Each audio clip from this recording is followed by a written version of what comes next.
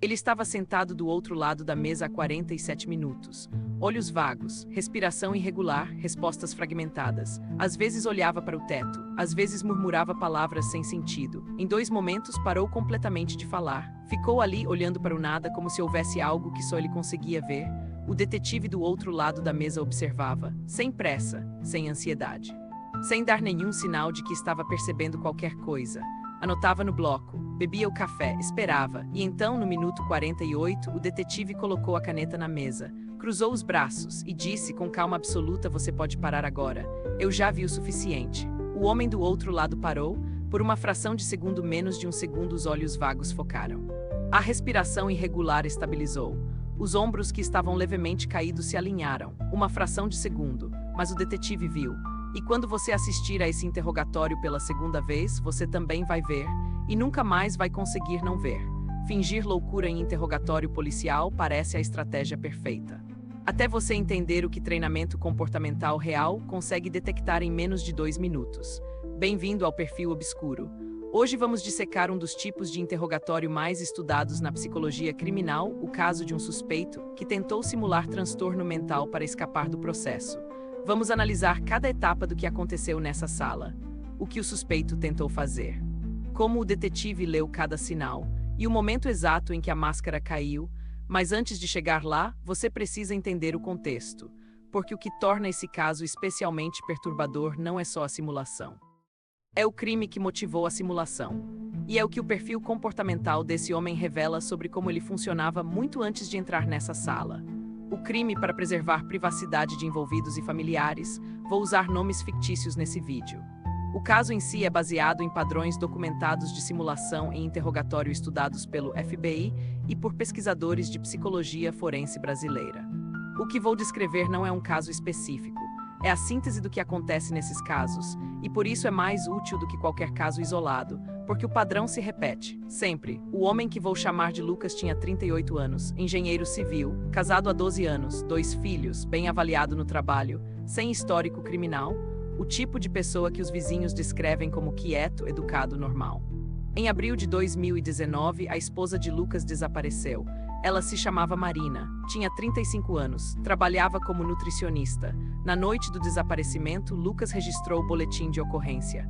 Disse que ela havia saído para uma consulta e não havia voltado. Estava visivelmente abalado. Chorava, pedia ajuda. 6 dias depois, o corpo de Marina foi encontrado em uma área rural a 42 quilômetros da cidade.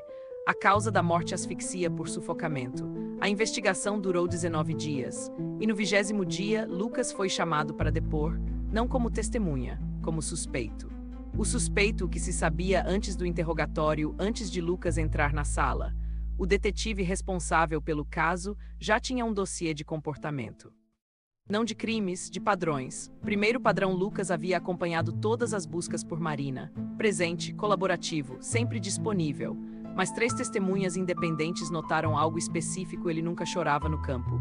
Chorava em casa, na frente de familiares. No campo, durante as buscas, ficava sério, focado, quase técnico. Como alguém gerenciando uma operação, não procurando a própria esposa. Segundo padrão: no dia em que o corpo foi encontrado, Lucas recebeu a notícia e imediatamente perguntou sobre o estado de decomposição. Uma pergunta técnica, específica, imediata. Antes de perguntar o que havia acontecido com ela. Antes de perguntar se ela havia sofrido. Antes de qualquer reação emocional. Terceiro padrão: nas redes sociais. 3 dias após o desaparecimento de Marina, Lucas havia curtido uma publicação. Uma publicação sobre viagens internacionais. Às 2h43 da manhã. Insônia de quem está desesperado com o desaparecimento da esposa? Talvez. Mas combinado com os outros 2 padrões, o detetive tinha o suficiente para entrar na sala com uma hipótese clara. A estratégia de Lucas, o que ele planejou: Lucas sabia que ia ser chamado para depor. Tinha 19 dias para se preparar. E a estratégia que ele escolheu é uma das mais documentadas na psicologia forense: a simulação de transtorno mental. A lógica por trás é aparentemente sólida. Se você parece mentalmente incapaz de distinguir realidade de fantasia, suas declarações perdem valor probatório. Se você parece psicótico ou dissociado, o foco do interrogatório muda do crime para a sua saúde mental. E se o processo avançar, uma perícia psiquiátrica pode redefinir completamente a natureza da sua responsabilidade legal. É uma estratégia inteligente. em teoria. O problema é que executar uma simulação convincente de transtorno mental é muito mais difícil do que parece. E detetives treinados em análise comportamental sabem exatamente onde procurar as rachaduras. O que é análise de comportamento em interrogatório? Quando falamos em análise de comportamento em interrogatório, não estamos falando de leitura de linguagem corporal no sentido popular. Não é ele cruzou os braços, então está mentindo. Não é ele desviou o olhar, então está escondendo algo. Essas ideias são mitos. A ciência não suporta correlações tão simples. O que a análise comportamental real faz é diferente. Ela estabelece uma linha de base, observa como a pessoa se comporta quando não está sob pressão, e então detecta desvios dessa linha de base quando a pressão aumenta. É por isso que interrogatórios bem conduzidos começam com perguntas neutras. Qual é o seu nome? Onde você nasceu? Qual é a sua profissão? Não porque o detetive não sabe essas respostas, mas porque ele está observando como você responde quando não há risco, seu ritmo natural de fala, seus padrões de contato visual, como você gesticula, como você respira, como você posiciona o corpo. Essa é a sua linha de base, e é contra essa linha de base que tudo mais vai ser medido. O problema de simular transtorno mental, aqui está o problema fundamental da estratégia de Lucas. Para simular transtorno mental de forma convincente, você precisa manter a simulação de forma consistente e ininterrupta.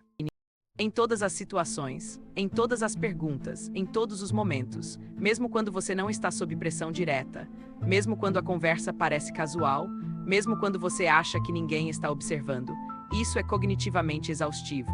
O cérebro humano não consegue manter uma performance de forma contínua sem momentos de colapso. E esses momentos de colapso são o que os detetives treinados esperam.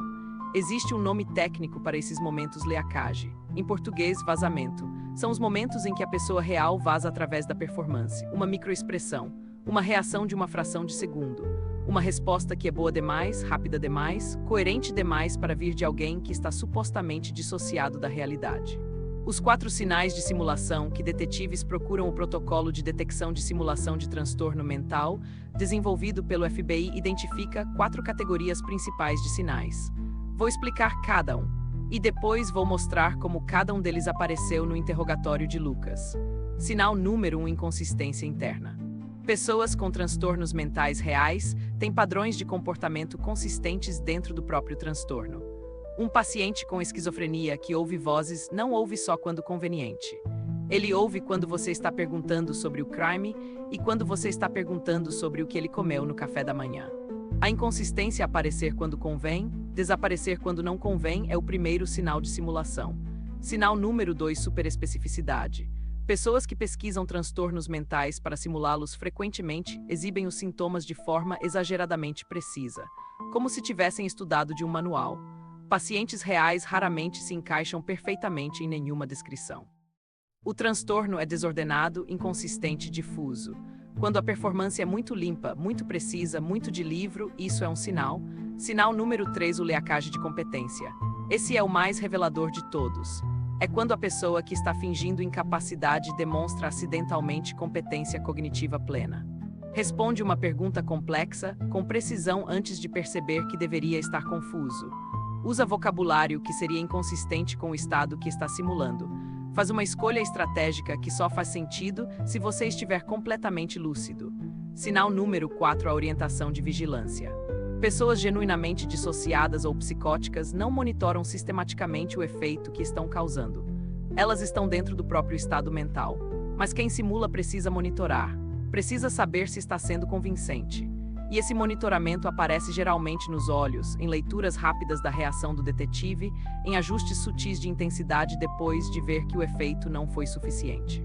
4 sinais, 48 minutos de interrogatório, e o detetive já havia visto todos os 4 antes de abrir a boca. Fase 1: a linha de base minutos 0 a 8. Lucas entrou na sala e sentou na cadeira antes de ser convidado. Detalhe pequeno, irrelevante para a maioria das pessoas. Mas o detetive anotou: alguém genuinamente desorientado não gerencia espaço dessa forma. Não identifica a cadeira certa, não se posiciona antes do convite. Esse foi o primeiro sinal e o interrogatório nem havia começado. O detetive começou com as perguntas neutras: nome, idade, profissão, endereço, estado civil. Lucas respondeu com atraso, tom baixo, olhos desviados, tudo dentro do que se esperaria de alguém em estado dissociativo leve, mas havia um detalhe. Quando o detetive perguntou o endereço, Lucas respondeu com o CEP.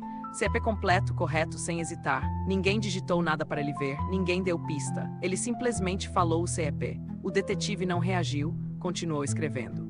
Mas por dentro ele tinha o que precisava para a próxima fase. Um homem dissociado da realidade não acessa CEP de memória com essa naturalidade. Esse era o leacage de competência. No minuto 3, nos minutos seguintes, Lucas estabeleceu o padrão da simulação. Olhar vago, respostas em frases curtas ou incompletas. 2 momentos de silêncio prolongado olhando para a mesa. Uma vez, murmurou algo ininteligível antes de responder. Estava construindo personagem, e estava fazendo isso com competência razoável. Mas havia um problema que Lucas não havia previsto. Ele havia estudado os sintomas do transtorno que queria simular, mas não havia estudado o que detetives treinados sabem sobre esses sintomas. E especificamente sobre a diferença entre transtorno real e performance de transtorno. Fase 2, a introdução da pressão, minutos 8 a 22, o detetive mudou o tom, ainda sem agressividade, sem confronto direto, mas as perguntas mudaram de neutras para específicas. Você pode me contar sobre o dia em que Marina desapareceu? Lucas hesitou, olhou para o lado, começou a falar de forma fragmentada. Ela foi, consulta, não voltou, pausa longa, olhar para o teto, liguei, não atendeu, o detetive anotou e esperou, silêncio. Quem está simulando dissociação usa o silêncio como ferramenta, para demonstrar que está perdido, que a memória não está acessível. E normalmente funciona, a maioria das pessoas preenche o silêncio. O detetive não preencheu. Ficou olhando para Lucas sem pressão, sem impaciência, e esperou 42 segundos de silêncio, que é muito mais tempo do que parece quando você está sendo observado. E então Lucas fez algo que o detetive esperava. Olhou para o detetive, não um olhar vago, um olhar de avaliação. Uma fração de segundo de leitura, ele está comprado ou não? Depois voltou ao olhar vago. Orientação de vigilância. Sinal número 4, no minuto 11, o detetive continuou. Você e Marina tinham algum problema no relacionamento ultimamente? Lucas olhou para a mesa. Silêncio, murmúrio ininteligível. Não sei. Você não sabe se tinham problemas? Não lembro. Aqui está onde o detetive foi cirúrgico. Em vez de insistir no ponto, ele mudou completamente de assunto. Você gosta de futebol? A pergunta não faz sentido no contexto, e é exatamente por isso que funciona. Porque a resposta natural de alguém dissociado e confuso é continuar confuso, continuar fragmentado. A resposta de alguém que está gerenciando uma performance é recalibrar. Lucas recalibrou, hesitou de forma ligeiramente diferente das hesitações anteriores. Uma hesitação de processamento, não de dissociação. Sim, às vezes. Qual time você torce? Corinthians. Sem hesitar, sem fragmentação, direto.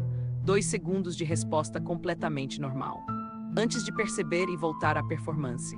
O detetive anotou e voltou ao assunto do relacionamento. Você mencionou que Marina foi a uma consulta naquela noite. De quem era a consulta? Lucas olhou para o teto. Silêncio, não? Sei, médico. Acho, você sabe o nome do médico? Não lembro. Você sabe a especialidade? Clínico geral, cardiologista, ginecologista? Silêncio. Olhar para o nada? Não sei. O detetive fez uma pausa. Folheou o caderno como se estivesse procurando algo. E disse, com tom casual interessante. Porque no boletim de ocorrência que você registrou naquela noite, você especificou que a consulta era com a ginecologista dela, doutora Fernanda. Silêncio. Um silêncio diferente de todos os anteriores. Mais denso, mais carregado. E nos olhos de Lucas por menos de um segundo algo que não era dissociação. Era cálculo. Deve ter sido, não lembro direito. O detetive escreveu e esperou. Fase 3, o aperto, minutos 22 a 38. A fase 3 é onde o detetive muda de estratégia completamente. Ele para de fazer perguntas sobre o crime e começa a fazer perguntas sobre o presente imediato, sobre a sala, sobre o detetive, sobre o próprio Lucas. Como você está se sentindo agora? Cansado. Resposta direta, sem fragmentação. O detetive arquivou mentalmente. A sala está quente ou fria para você? Fria, quer água? Lucas olhou para o copo que estava na mesa à sua frente. Um copo que havia sido colocado ali antes de ele entrar. E disse não obrigado, não obrigado. 2 palavras, com entonação social completa e adequada. Recusa polida de algo que não foi solicitado. Processamento de contexto social em fração de segundo.